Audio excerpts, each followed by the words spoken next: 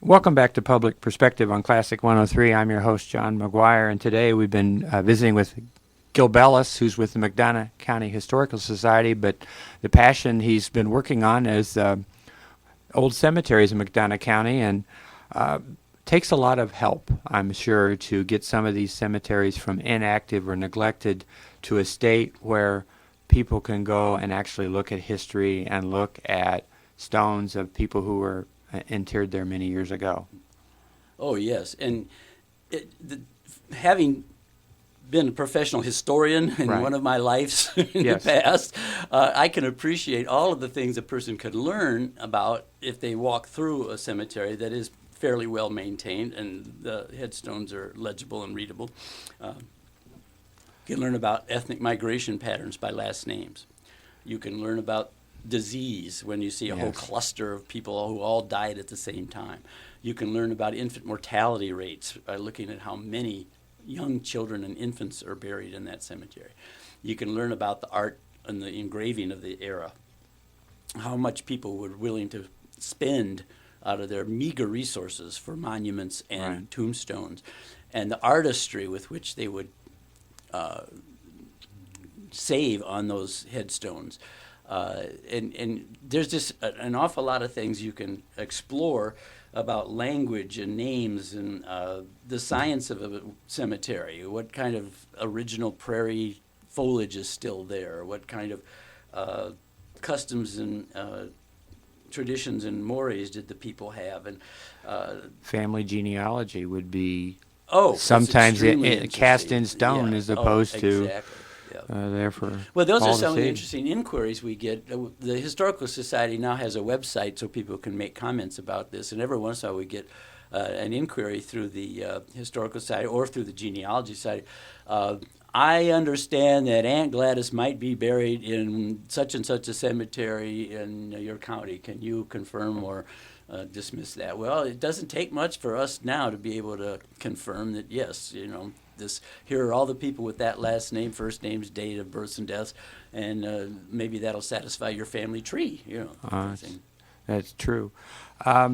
Many of these restoration projects have come with volunteer labor. I know we mentioned briefly, and you wanted to get back to some of the work of Boy Scouts and Eagle Scout projects that have been involved in some of these projects in recent years. Okay, now this a lot of credit for this concept goes back even further than on Right. my project, because the local dentist, John Dively's son, John Dively Right. Jr., wanted to do an Eagle Scout project with a cemetery on his grandfather's land, which is down near Industry.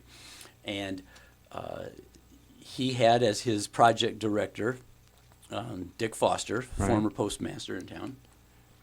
And he went into that cemetery and he made a plot map of all of the people who were buried there. He restored all of the stones. He trimmed and cleaned the whole place out. But now this is 30-some years ago. Right.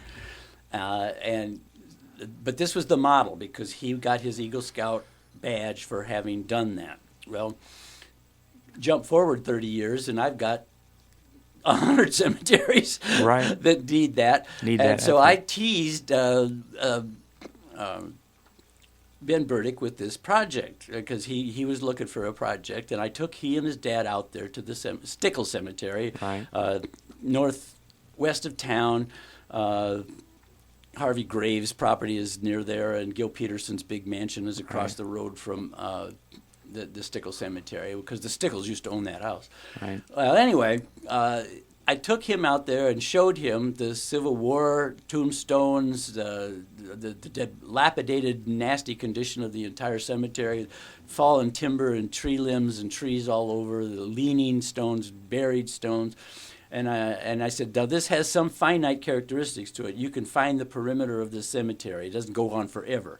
So you can find your beginning and end point, and you can decide what you want to do within the confines of that property in terms of cleaning it out and restoring what you can and just making it presentable and accessible. I said, we put the sign up, but we don't want to do it if it's an attractive nuisance, if people will want to come in there and hurt and injure themselves. Right.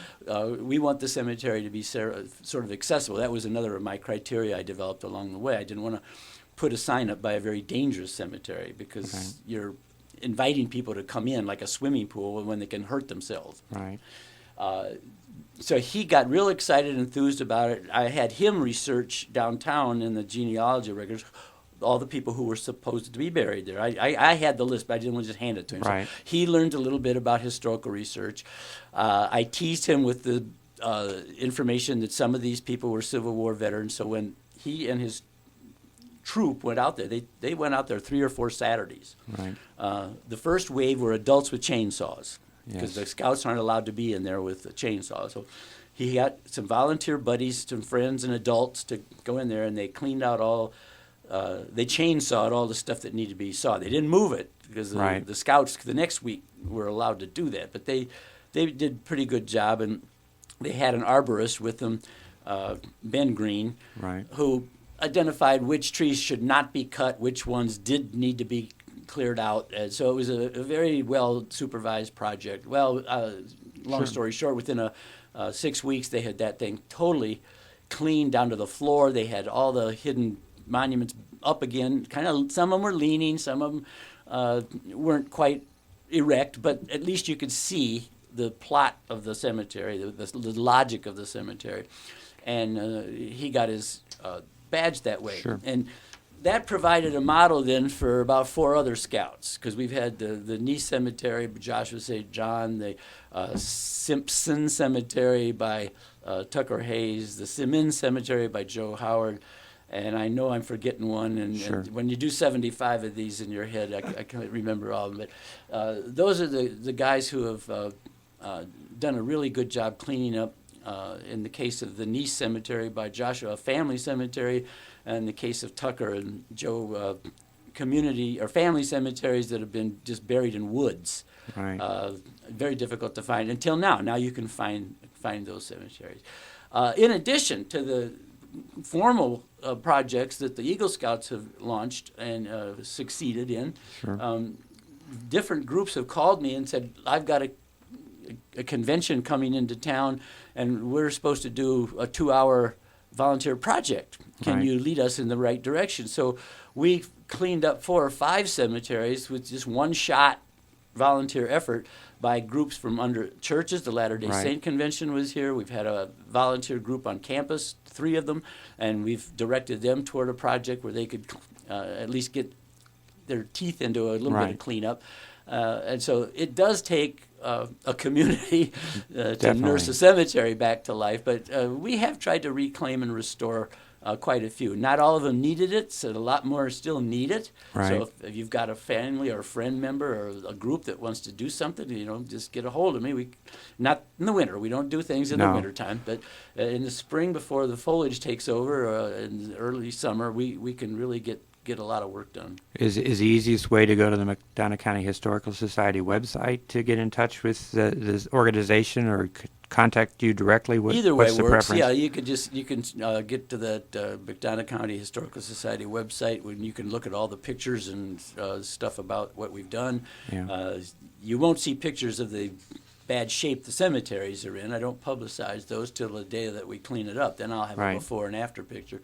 But yeah, or they could get a hold of me. My telephone number's in the phone book, or Sure. it's pretty easy.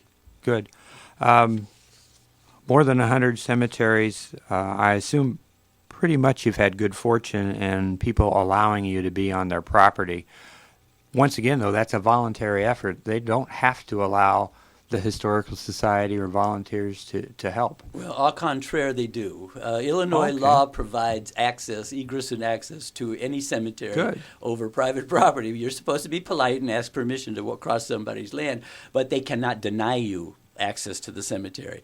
But we have had very nice cooperation. Good. Sometimes it's required a little tooth pulling, but we haven't had anybody stand firm that we can't go, and I'd have to bring the sheriff.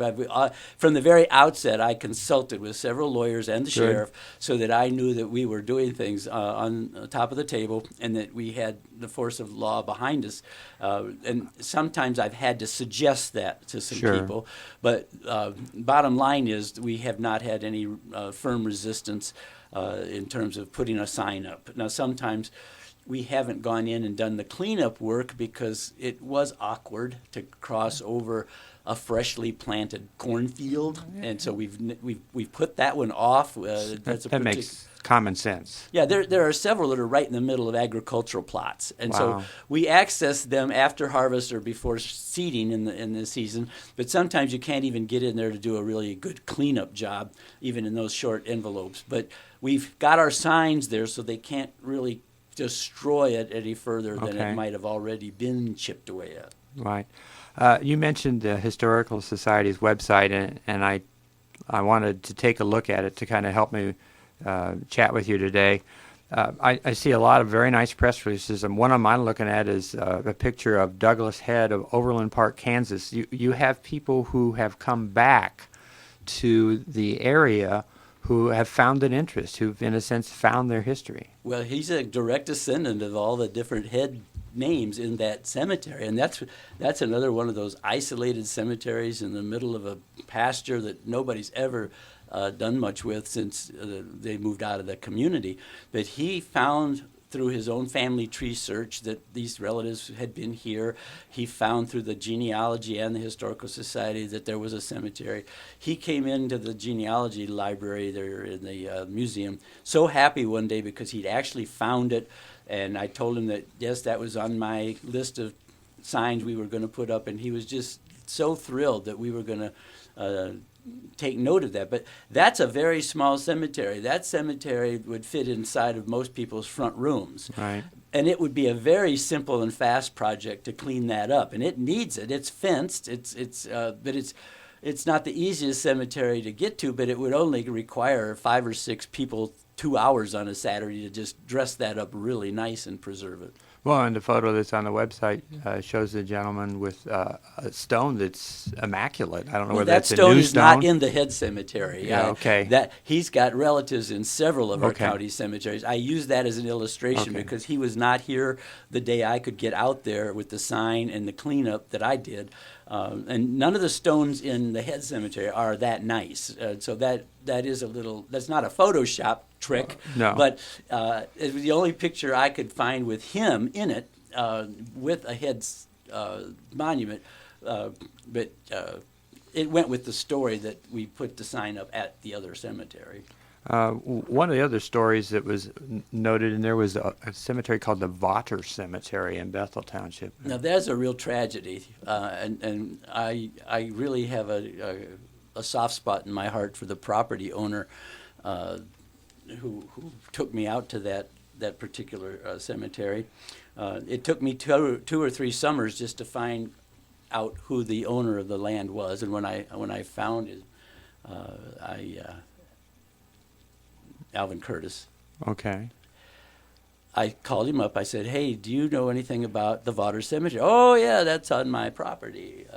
I said, "Could you describe how to get there?" He said, "I'll take you to it if you pick me up sometime." Okay, Right. so he lives in Wesley Village. He owned all the property around there while he was farming, but now he's not actively farming. But he said, "Well, we took a car out there and got kind of close to where it was supposed to be located." He said, "Well, now we're going to have to walk from here." So we got out of the car, and a local neighbor who had just built a big house a couple years back was jogging. He came up to us, got acquainted.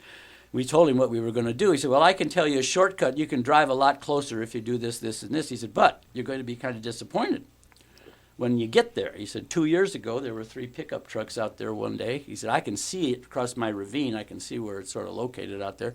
He said, "I saw these 3 pickup trucks out there, and I didn't know what they were doing, but the next morning I went out, and they had stolen all 26 headstones out of the cemetery." Wow.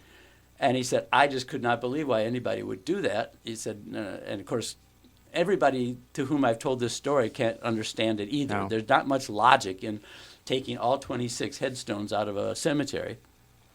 But Alvin wanted to see it himself, so we still trudged through all this weeds and bramble and thorns. And John, you're a lot taller than I Yeah. am, and those weeds were as tall as you are. And I'm Wow. going through there. This guy's 94 years old, leading the charge with his overalls and boots. He knows what he's doing. And I'm just kind of following, getting all scratched and full of birds. Anyway, we get to this acre. That the cemetery was a whole acre of land, still very nicely fenced with Right. wire fence and concrete posts. The gate had been taken off and laid down on the ground, and sure enough, there weren't any of the headstones left in this cemetery, and there were supposed to be anywhere from 26 to 30 headstones. We found 3 little footstones, and only one of those had initials carved in it. And those were buried under a whole lot of leaves and branches. We had to kind of dig around just to find that. But Alvin was just totally it would be devastating. just damaged by this. I reported it to the sheriff, and of course it's a crime that's 2 years old and not much of a trail. But they are on the lookout for any headstones that might be traced back to this particular Vawter cemetery. And it's just a mystery why anybody would want to do that. The Vawter name is the oldest headstone in there. In fact, Alvin Curtis attended the very last funeral in that cemetery in 1926. He's 94 years old, and he remembers attending the last funeral in that particular cemetery. So it really had a lot of emotional meaning to him to see how somebody had defaced, destroyed, desecrated this cemetery. Well, and that's certainly a very unfortunate situation, and hopefully through these projects we can draw attention to these locations where people will know they're there, they'll know, and preserve them. Well, this is my view. You know, some people say, well, we don't think a sign is a good idea because that'll draw vandals. Well, my view is a sign tells people it's still being looked after, it's being taken care of, it's still on somebody's radar, and it makes more sense to have it signed than not. So we're still going to put a sign out on the Vawter Cemetery, even though there's not much to look at. Okay. Well, it's time for us to take another break, but we'll be back with more Public Perspective on Classic 103. Welcome back to Public Perspective on Classic 103. I'm your host, John Maguire, and I've been visiting with Gil Belles today from the McDonough County Historical Society, whose passion, and he's shared it with others, is some of the older cemeteries in McDonough County and the restoration and the revitalization of those for historical purposes, whether it be family history or even some of the interest in the architecture and the artist of that time. Gil, it's been an interesting chat, but putting these signs up, identifying these locations has an expense associated with it. And how has the Historical Society gone about paying for the signs, and how have people helped?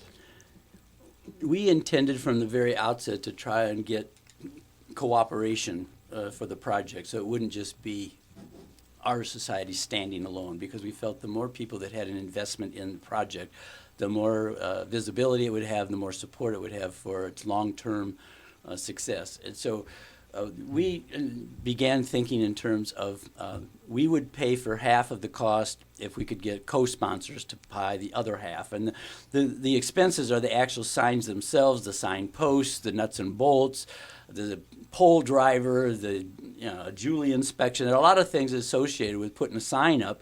And so the first people we approached was the County Highway Department, because they could help me identify for some of the cemeteries who was taking care of them. And I walked into that office one day and I said, does anybody have any information about the Wesley Chapel Cemetery out at the T intersection at 41 and 9 or whatever. Okay. Not 9, I guess. The one that goes 136. No, not north of that. The road that goes 95. over to Canton. 95, yeah. Okay. Well, there's a really nice cemetery on there. That was another one that I pass all the time driving to Peoria, and I didn't know the name of it because it was. I hadn't thought of it myself. And so it turned out that several of the people that were in the office had relatives buried in that cemetery, so they were very enthusiastic about our project, putting the sign up.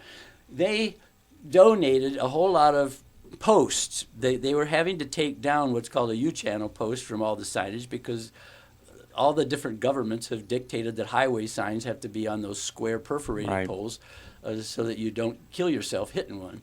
And so they have we've used them all up now, they had a big pile of these older signs, which are okay for cemeteries because they're not right on a highway addressing a highway concern. And so they donated, over the years, the U-channel posts for all these. They donated the nuts and bolts, and they donated one of their professionals, Jerry. Hughes, who is their sign professional, who would go out with me and decide exactly where to locate it, whether we need Julie permission.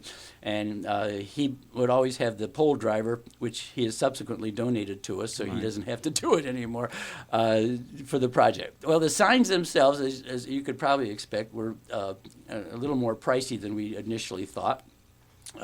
Several years had gone by since we bought those first two in 2003. And we noticed there was a call for project support from the Community Advisory Committee on the Quality of Life. Right. Community Quality of Life Advisory. So we applied to them for a grant to help pay for half of our signs. Right. And we got it almost immediately. And so we knew we were in good shape for the first 10 signs because we got enough money to pay for half of the first 10. Subsequently, they gave us a second grant.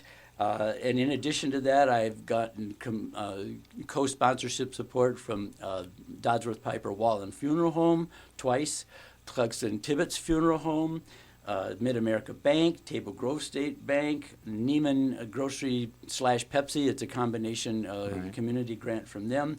The Genealogy Society, McDonough County Genealogy Society. And these are all people who have put forth dollars to help us pay for the project. Then it's what I think is very interesting too. We've had individual people come forward. One couple, and we can just call them the Smiths. Sure. And they didn't want publicity. I understand. Another guy, Dick Jackson, up in Berwick, he wanted to just make a contribution. He's an avid supporter of the Genealogy Society.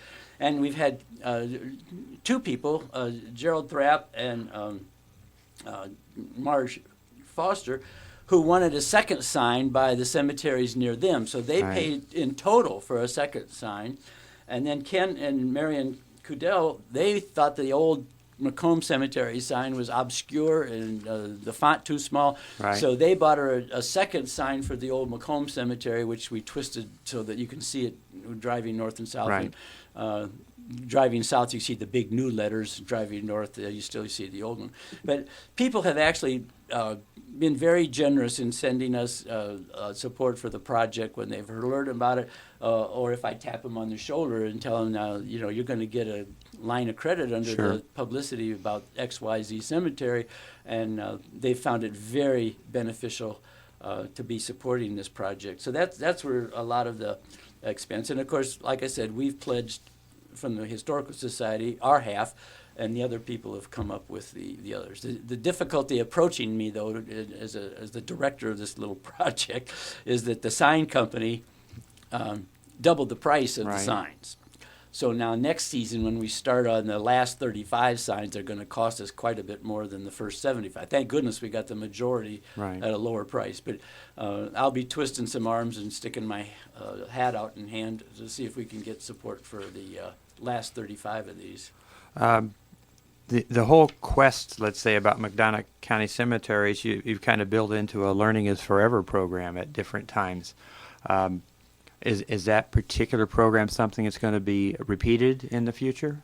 I can't tell. I thought it was pretty successful this last fall. We had 4 Saturday mornings, and I took people to 7 cemeteries each Saturday in a kind of a cloverleaf pattern. We did one quarter, southeast corner of the county first, then next Saturday we did the southwest, then we did the northwest corner, and the last Saturday we did the northeast quadrant, in kind of a drive around so that we could get 7 cemeteries in a 2.5 hour time frame.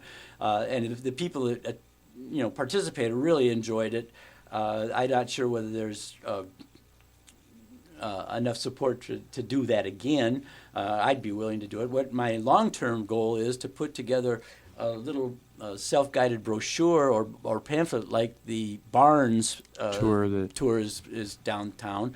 If the economy were a little better, either the regional tourism or the local tourism could put something like that together. But True. It's another thing that is cost conscious. But I could identify easy to access and interesting historical cemeteries that people could go to without trespassing, without having access problems, so that a person could visit 6 or 7 of these on their own in that cloverleaf type pattern, one quarter of our county at a time.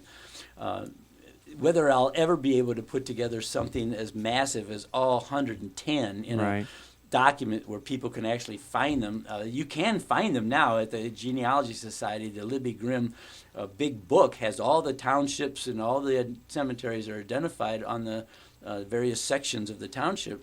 But it's a daunting project. It's not something you casually attack and just say, hey, this Saturday I'd like to do it. And it takes some homework before you do it. But it's doable. You can still do it right now. You mentioned so many cemeteries. What maybe stories, anecdotal that come to mind that kind of repeat themselves, that come up when people ask you about one? Which cemeteries or which locations strike you as, I know they're all interesting, but maybe others in the community seem to be more interested in these locales? Well, I think the most interesting ones for me have been the ones that took a long time to find. Okay. Even though there was a dot on a map saying it was there, it took me a long time to actually find it. And then the yaha moment or aha moment was to actually see the headstones or the fence that identified, it was actually there. And then to discover that it wasn't nearly as destroyed as I would expect it to have been. And there's 4 or 5 or 6 or maybe a dozen of those Right. where it was an aha moment to find it and say, well, this is really neat. You can find the Revolutionary War tombstone in there, or you can find the relatives that were looking for it there, and those are really a lot more fun. I got a thrill out of the first batch simply because we were putting a sign up by a cemetery that had no name. I mean, you could drive by it every day and it didn't have any identifying signage. And so we really, I think, provided a good service for a lot of the cemeteries that you could see them, you knew they were there, they were taken care of to some degree, but you just didn't know what it was called. There's one on Spring Lake Road, west of the entrance to Spring Lake Road, called the Guy Pleasant View Cemetery. Bernie Lewis is still, that's another one of the cemeteries he takes care of. And it's up at the top of a hill, and there's only one little kind of path to get to it. But because it's so well taken care of, and it's such a beautiful site, you just get a kind of a thrill out of that. There's one called the Lynn Hageman Cemetery over in the Walnut Grove collection. That's a beautiful site. You get to the top of that. The Scotts Cemetery, which is down in this far southwest corner of the cemetery. A lot of the art students from the university are known to go up there just because it's a beautiful view and vista. It's a whole lot of changing terrain, and they'll go sit up in that cemetery and sketch and draw and paint. So, these are not secrets, but they're just not very widely known in terms of the utility that these cemeteries have for people for research or history or aesthetics or just general knowledge. It's just kind of fascinating. It is, and I appreciate you taking the time today to kind of share some of that interest and information to our listeners. So my thanks Well, to you could. It's obvious. I'm reluctant to talk about I this, know, John. You had very to much really so. Pull all this out of me. My thanks today to Gil Belles from the McDonough County Historical Society for being my guest on today's show. This is your host, John Maguire, reminding you that Public Perspective will return next Saturday on Classic 103.